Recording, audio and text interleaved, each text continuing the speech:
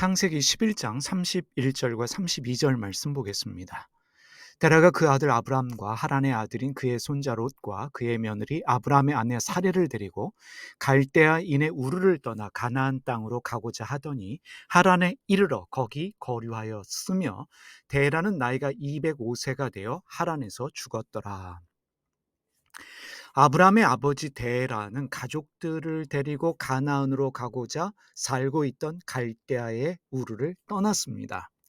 아버지 데라가 왜 가족을 데리고 갈대아 우르를 떠나서 가나안으로 가려고 했는지 정확히는 알 수 없습니다. 사도행전 7장에 기록된 스데반의 설교에 의하면 하나님은 데라가 아닌 아브라함에게 갈대아 우르를 떠나도록 명령하셨습니다. 사도행전 7장 2절에서 4절 말씀입니다. 스데반이 이르되 여러분 부영들이여 들으소서. 우리 조상 아브라함이 하란에 있기 전 메소포타미아에 있을 때 영광의 하나님이 그에게 보여 이르시되 내 고향과 친척을 떠나 내가 내게 보일 땅으로 가라 하시니 아브라함이 갈대아 사람의 땅을 떠나 하란에 거하다가 그의 아버지가 죽음에 하나님이 그를 거기서 너희 지금 사는 이 땅으로 옮기셨느니라. 하나님께서 아브라함에게 갈대아 우르를 떠나도록 말씀하셨고 아버지 데라는 가족을 데리고 갈대아 우르를 떠나서 하란에 도착했습니다. 하란에서 살다가 데라는 그곳에서 죽었습니다. 아버지 데라는 자신이 목적했던 가나안까지 가지 못했습니다. 왜 데라는 그가 목적했던 가나안까지 가지 못했을까? 데라의 이름에서 그 이유를 짐작할 수 있습니다. 데라의 이름 뜻이 지체하다입니다. 데라는 하란에서 가나안으로 가기를 주저했고 예상보다 오랜 시간 하란에서 지체했습니다. 하나님은 데라가 죽은 후에 아브라함에게 하란을 떠나 가나안으로 갈 것을 명령하셨습니다. 그 명령의 말씀이 창세기 12장 1절의 말씀입니다. 여호와께서 아브라함에게 이르시되 너는 너의 고향과 친척과 아버지의 집을 떠나 내가 내게 보여줄 땅으로 가라.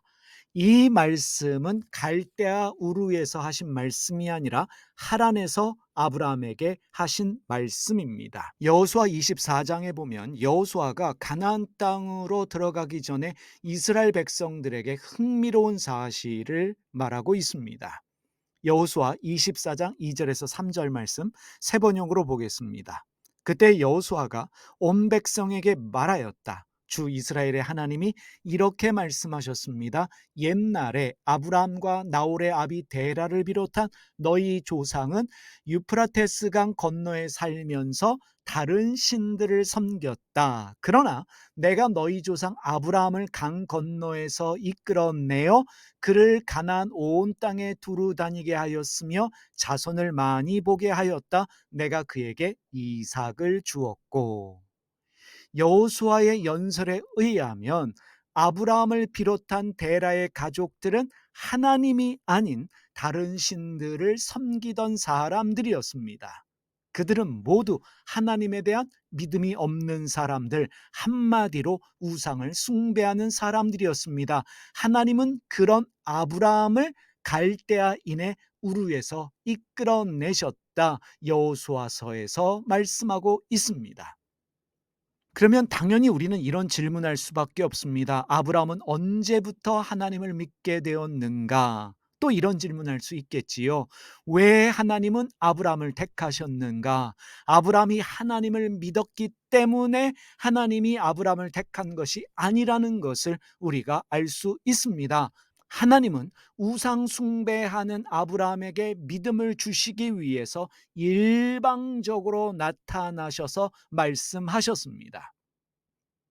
여호수아는 하나님께서 아브라함을 이끌어내셨고 하나님께서 아브라함으로 하여금 가나안 온 땅을 두루 다니게 하였으며 하나님께서 아브라함에게 자손을 많이 주셨다 말하고 있습니다. 스데반은 하나님이 아브라함을 가나안으로 옮기셨다라고 사도행전에서 설교하고 있습니다. 한마디로 여호수아와 스데반은 아브라함이 떠난 것이 아니라 하나님이 아브라함을 이끌어내신 것이고, 아브라함이 가나안으로 온 것이 아니라 하나님이 옮겨 놓으신 것이다 말하고 있습니다. 아브라함이 하란을 떠난 것이 아닙니다. 하나님이 떠나게 하셨습니다. 하나님이 아브라함을 이끌어 가나안 땅으로 인도하셨습니다. 바로 이것이 믿음입니다. 여러분, 믿음이 무엇입니까? 믿음이란 하나님을 위한 우리의 열심이 아닙니다. 우리를 위한 하나님의 열심과 일하심이 믿음입니다. 하나님이 우리를 위해 일하시니 하나님의 입장에서는 믿음이 동사입니다.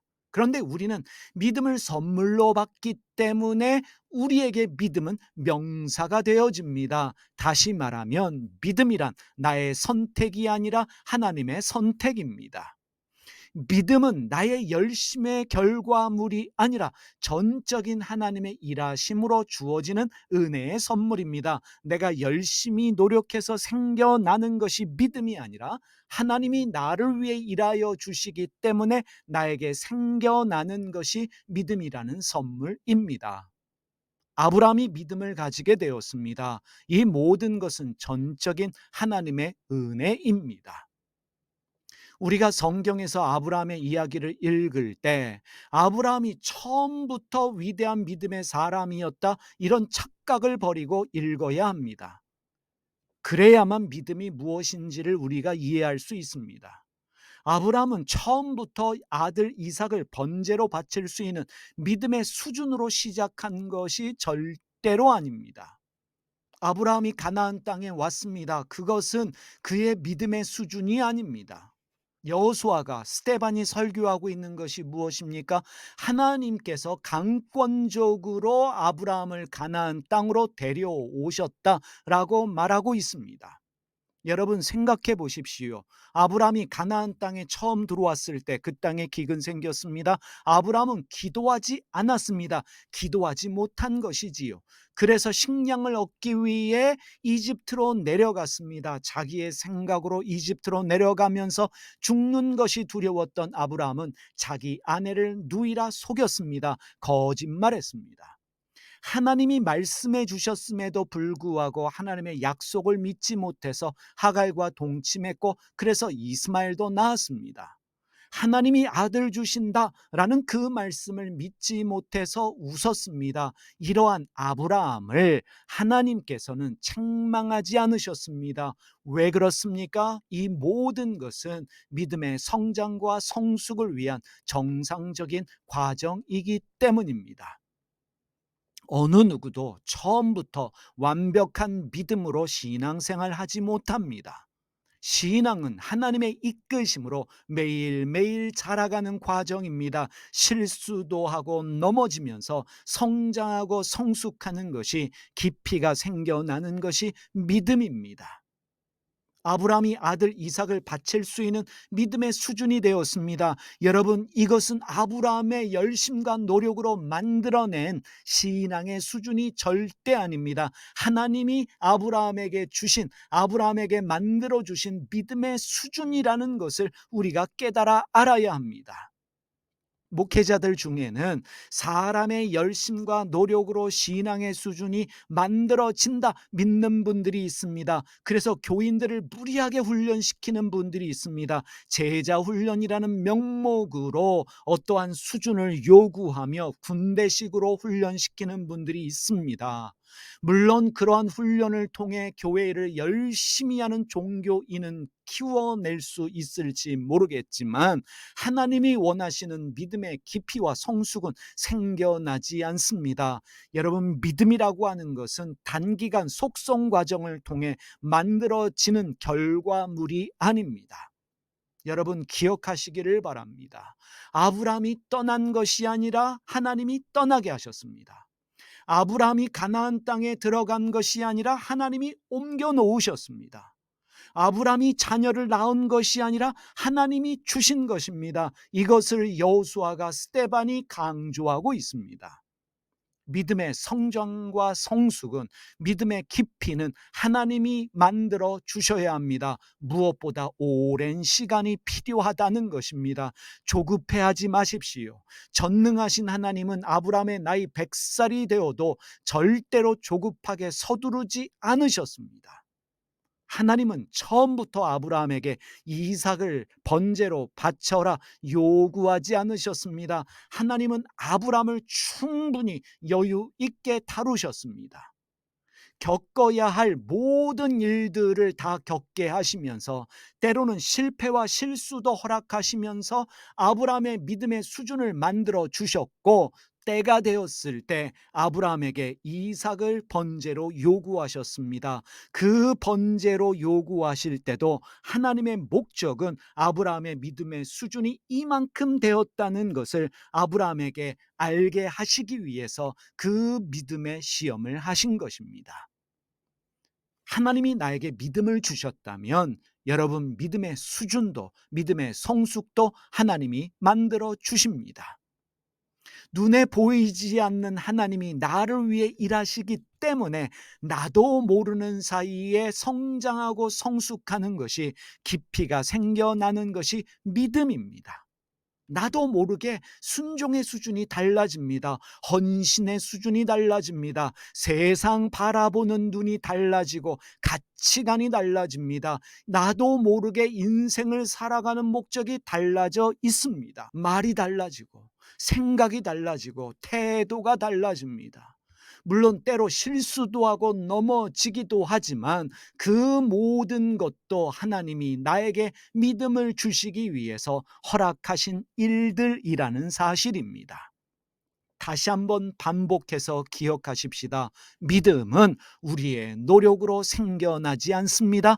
믿음은 하나님께서 만들어주신 은혜의 선물입니다. 나에게 믿음의 성숙이 없다고, 믿음의 깊이가 없다고 절망하지 마십시오. 나에게 믿음을 주신 분이 하나님이시라면 하나님이 나의 믿음조차도 만들어 주십니다. 깊이도 성장도 성숙도 만들어 주십니다. 그래서 신앙생활은 조급함으로 내가 열심을 내는 것이 아니라 나를 위해 일하시는 그 하나님을 기억하면서 하나님의 일하심을 즐기는 것이 신앙생활입니다. 오늘도 하나님의 일하심 때문에 우리의 믿음이 성장하고 성숙하며 깊이도 생겨날 줄 믿습니다. 기도하겠습니다. 하나님 아버지, 믿음을 위한 인간의 열심과 노력도 중요하겠지만 무엇보다도 믿음을 주신 분이 하나님이시고 깊이와 성장과 성숙도 하나님이 만들어 주신다는 것을 저희로 하여금 깨닫게 하여 주시고, 그래서 믿음 생활이 조급함이 아니라 즐거움이 되게 하시고 여유가 되게 하시며 무엇보다 하나님의 일하심을 즐길 수 있는 신앙생활이 되게 하여 주시옵소서. 우리를 택하신 주님, 우리에게 믿음을 주시고 오늘도 우리를 이끌어 주실 줄 믿습니다. 예수님의 이름으로 기도드립니다. 아멘.